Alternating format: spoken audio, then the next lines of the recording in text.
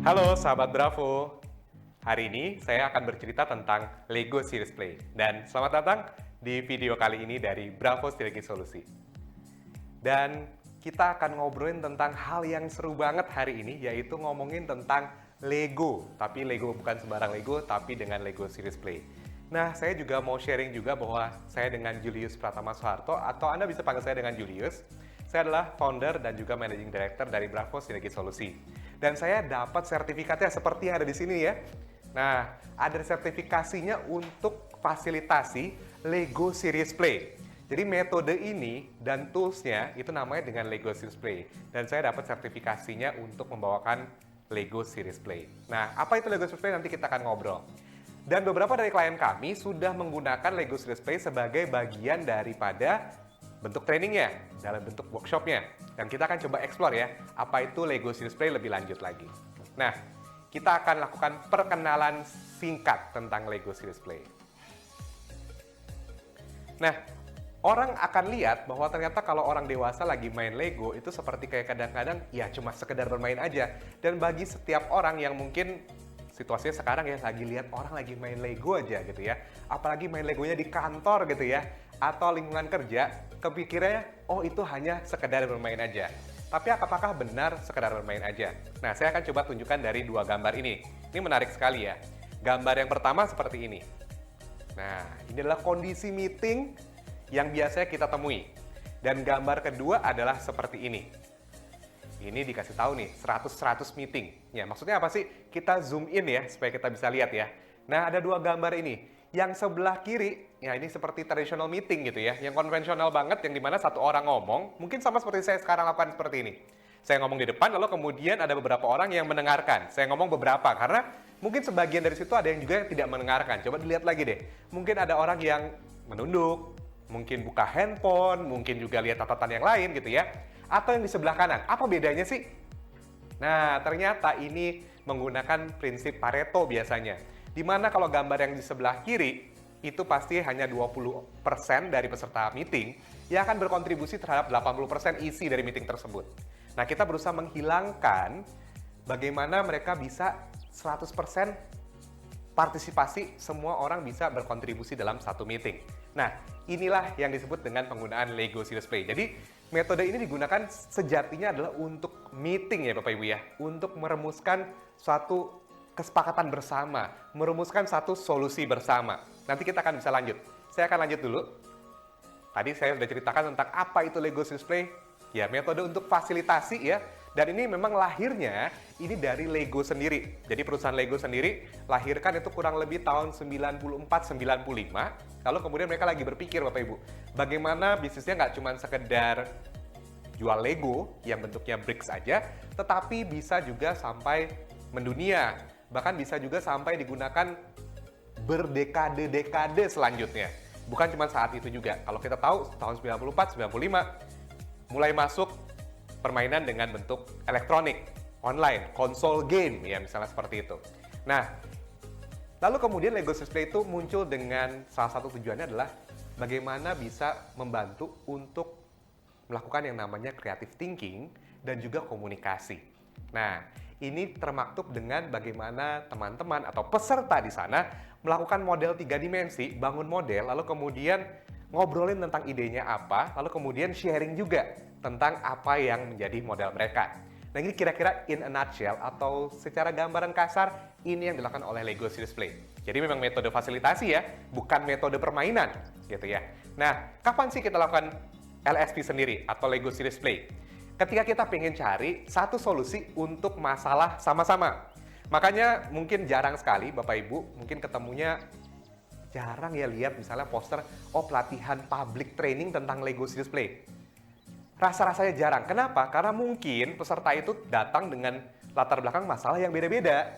Nah, padahal LEGO Series Play itu pingin merumuskan permasalahan, merumuskan solusi juga untuk shared problem. Artinya yang dialami dan juga relevan bagi setiap peserta.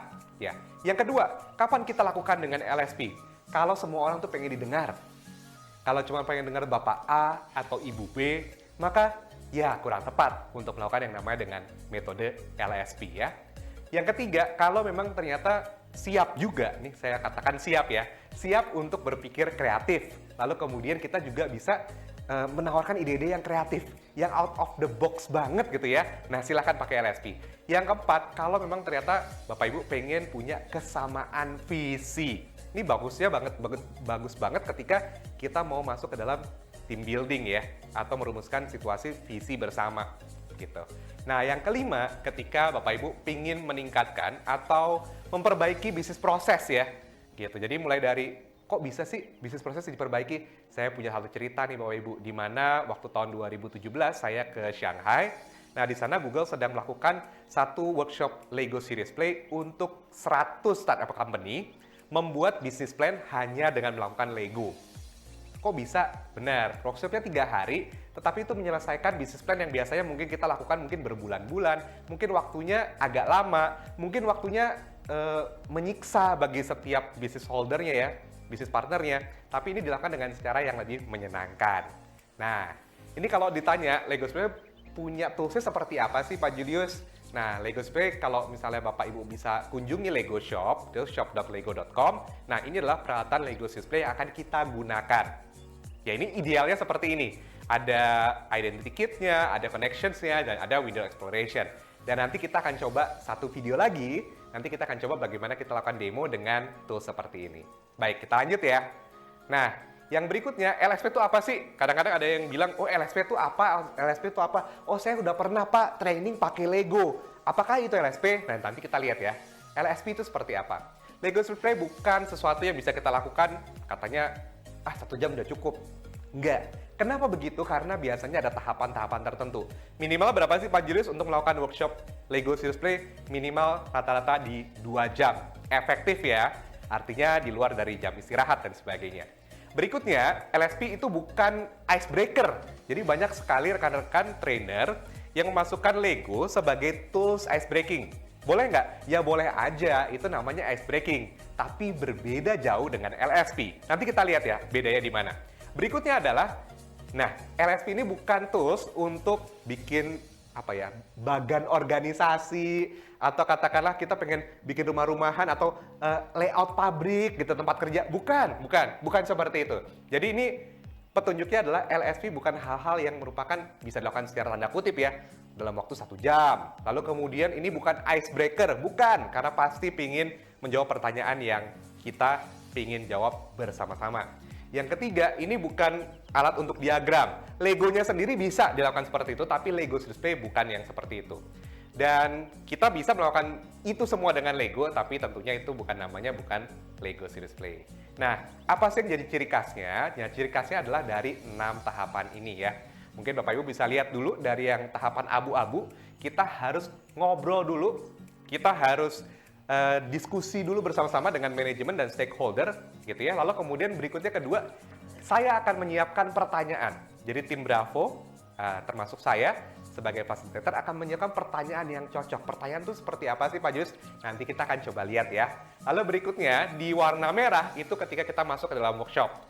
Jadi mulai dari menetapkan tantangannya seperti apa, lalu kemudian meminta peserta untuk bangun model, lalu kemudian akan sharing modelnya, sampai terakhir kita akan refleksi bagaimana itu bisa sampai ke layer atau lapisan yang terdalam dari pemikiran kita. Baik, kita lanjut ya. Ini kira-kira udah mulai tertarik ya bahwa LSP itu punya sistemnya sendiri, sudah punya metodenya sendiri. Beda banget dengan yang namanya bermain Lego biasa.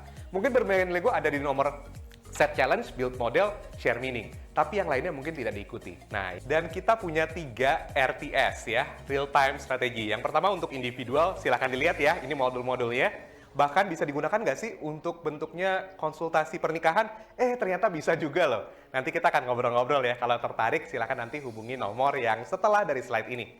Berikutnya ini yang paling sering Bravo lakukan, yaitu ketika kita lakukan RTS atau real time strategy for team. Biasanya ngomongin tentang team building, team bonding. Yang berikutnya lagi, ini adalah enterprise, artinya untuk bisnis. Sampai pertanyaan-pertanyaan, tadi katanya nanyain bahwa ternyata kita siapin suatu pertanyaan. Nah, salah satu pertanyaannya misalnya, salah satu klien saya adalah bertanya tentang bagaimana menjual asuransi dengan premi besar. Ternyata dijawabnya dengan bentuk Lego. Ada lagi yang misalnya pertanyaannya sedikit unik nih. produk mana sih yang mesti saya dahulukan? Ada 3 produk A, produk B, produk C. Yang mana akan saya usung terlebih dahulu? Nah, itu juga sempat menjadi pertanyaan kita. Jadi pertanyaannya tanda kutip ya, serius. Tapi kita bawakan secara bermain, makanya namanya series play. Oke, baik ya. Jadi 3 hal ini yang biasanya kita lakukan sebagai tema dari workshop kita. Tentukan dulu, apakah individual paling jelek atau tim yang paling tengah-tengah, enterprise yang paling tinggi? Nggak gitu. Ini semua tergantung dari kebutuhannya klien. Oke? Baik. Dan yang berikutnya, ini adalah contohnya. Building levelnya seperti apa sih? Dari yang individual dulu, sampai shared model, sampai nantinya sistem model. Lagi-lagi saya ulangi ya. Level 1 bukan berarti level yang paling jelek atau paling, wah cetek gitu ya, cupu. Bukan. Tapi lebih kepada tergantung kebutuhannya yang mana. Kebutuhannya mana maksudnya gini. Nah, ini equivalennya ya, biasanya teman-teman trainer atau bagi rekan-rekan yang di dunia HR atau dunia business development sudah mengenal yang di sebelah kiri. Ya, mulai dari kebutuhannya, kalau kebutuhannya coaching, ya coaching itu bisa menggunakan building level 1.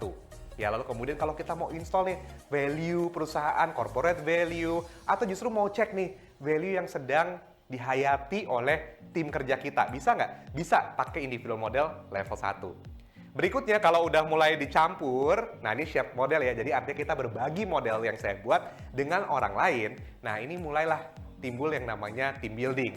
Inilah yang muncul dengan namanya inovasi, penambahan, pengurangan, penggantian. Ini terjadi di level 2.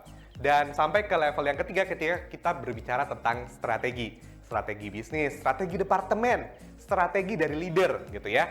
Nah, bentuknya seperti ini. Mungkin individual model sudah tergambar, yaitu satu orang membangun modelnya sendiri. Yang kedua, bangun sama-sama.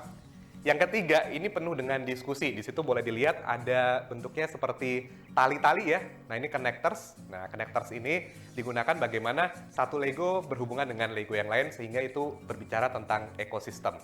Coba saya zoom in dulu sebentar nih gambar yang ini. Nah, ini lebih kelihatan ya. Jadi tergantung kebutuhannya Bapak Ibu. Bisa digunakan untuk apa sih Lego ini? Mulai dari coaching sampai membuat senario. Gitu. Oke, baik. Kita lanjut ya. Dan saya mau tutup quotes dari George Bernard Shaw, "We don't stop playing because we grow old. We grow old because we stop playing." Nah, jadi hari ini saya ingin mengenalkan bahwa ternyata kita tuh udah kebanyakan serius banget nih, udah kebanyakan kerjanya gitu ya. Lalu kemudian nggak sempat bermain-main gitu. Ada satu hal yang menarik juga Bapak Ibu, kalau berbicara tentang lawan katanya dari ya bekerja yang serius begitu ya, atau serius, lawan katanya apa sih? Mungkin Bapak Ibu berpikirnya, ya mungkin itu lebih ke arah playing ya, atau bermain. Enggak sih, tapi lawan katanya justru ini adalah depresi. Coba bayangin deh Bapak Ibu, kalau misalnya Bapak Ibu bekerja, tapi nggak pernah ada unsur permainan, tidak ada unsur fun-nya, tidak unsur sosialnya gitu ya. Nah, pasti tempat kerjanya atau lingkungan kerjanya, atau bahkan pekerjaannya itu sendiri menjadi sesuatu yang depresi. Ya, jadi membuat nuansa kita tidak bersemangat. Jadi itulah gunanya kenapa kita menggunakan Lego Series Play dalam setting bahkan bisnis kita, bahkan dalam pelatihan kita dan juga dalam workshop kita. Baik, silakan kita nanti akan lanjut ke bagian yang kedua ya. Silakan kita akan lanjut bagian kedua.